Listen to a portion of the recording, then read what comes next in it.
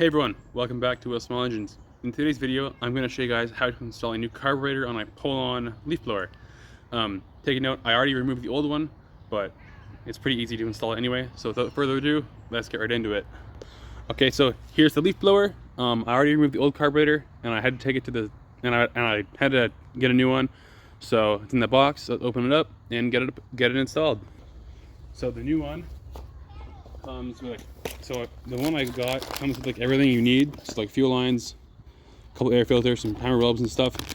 But the only thing we're gonna need is a new air filter in the carburetor. Oh, and it also comes with a little adjuster screwdriver, which we'll get into more later if we need it. So let's get this out of its little packaging and put on the leaf blower. Okay, so the first thing we're gonna have to do is undo these two screws here, because these are what hold on the carburetor, and they're just going into plastic, and you need a T25 Torx to do this. So once you have those removed, we're now going to put them in the little cover like this. Next, we're going to get our new carburetor out of its little plastic bag here. Set that aside, and the carburetor goes like this. It should look like this in your hands. Next, you're going to have to hook up the throttle linkage into the hole. So just twist it with your hand like that. And it might take you a couple tries to get it on there, but it's not bad.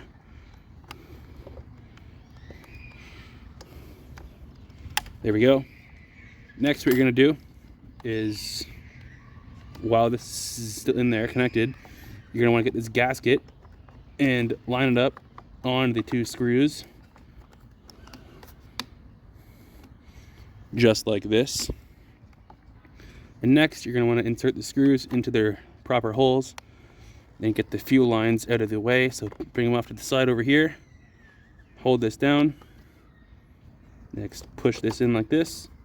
And then get your T25 screwdriver and tighten up both bolts that hold the carburetor on.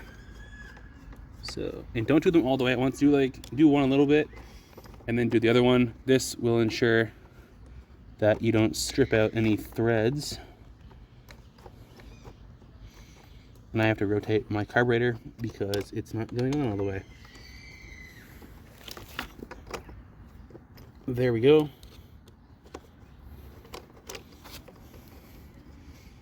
So do it till it's about snug, and then do the other one for the same, and then tighten them down pretty good, like this.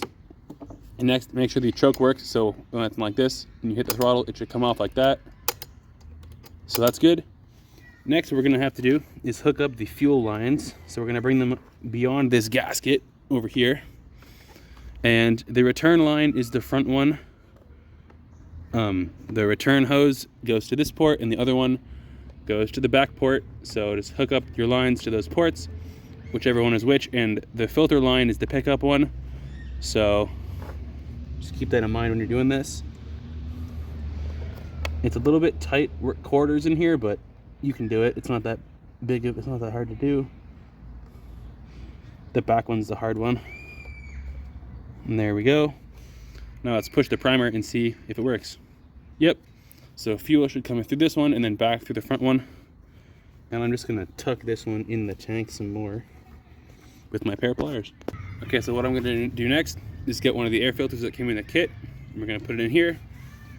Next, we're gonna install the little cover here. Back on. This one's a little tricky, but it can be kind of weird sometimes. There we go. So now let's see if it runs. So prime it a bunch. There we go.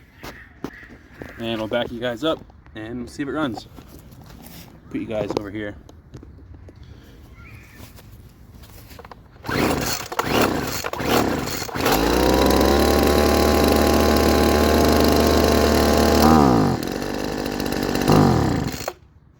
So it ran, as you guys saw, but it bogged down when you wanted to rev it up. So for that reason, we're gonna have to break out the little adjuster tool that came with it. We're gonna have to adjust those screws down there.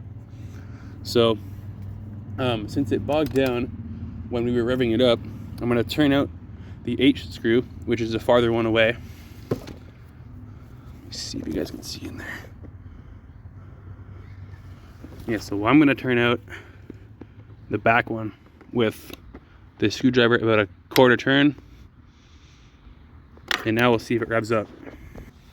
Also, this process can be very frustrating if it doesn't work on the first try, but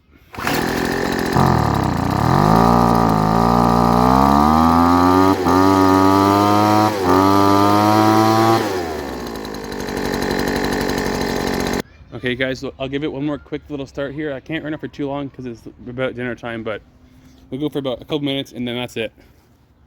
And I literally didn't even have to mess with the carburetor after I tuned it up, so this thing's pretty sweet.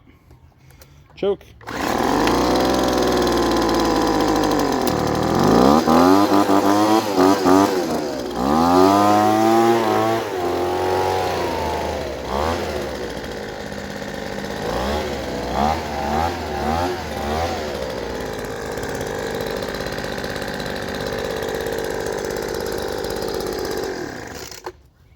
There we go. Alright, so that's going to do it for this episode of On Wheel Small Engines. So if you liked the video, give it a thumbs up and make sure to subscribe. And I'm just kind of sorry about this video being so short, but wow, this went way easier than I would have expected. So anyway, thanks for watching. See you guys next weekend.